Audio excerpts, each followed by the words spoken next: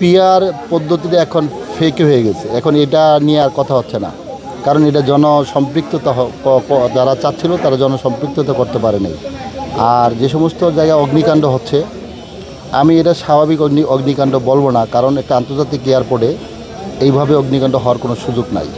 দেশে একটা বিভিন্ন অপরাধী যারা, তাদের বিচার প্রক্রিয়া চলছে।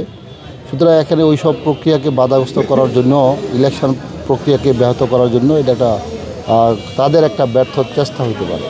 আমি শরীয়তপুরের সেই নাওডোয়া থেকে প্রত্যেকটা জায়গায় যেভাবে আমি যাচ্ছি, আর মানুষ আমাকে যেভাবে গ্রহণ করছেন, আপনারা নিজেরা আমার প্রত্যেকে মিডিয়াকর্মী ভাইরা সবাইকে ধন্যবাদ যে আপনারা সবাই আমার সাথে গত 3 যাবৎ কাজ করতেছেন।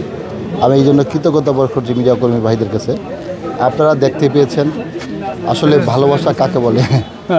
জনপ্রতিনিধি হয় ঠিক আছে, কিন্তু ভালোবাসা, আমি যে ভালোবাসাটা জনগণকে দিতে আসছিলাম, জনগণ সেই তদ্রূপ আমাকে সেরকমই ভালোবাসা দিচ্ছে। আসলে এটাই হচ্ছে আমার সবচেয়ে বড় তৃপ্তি এবং আমার সবচেয়ে বড় অর্জন।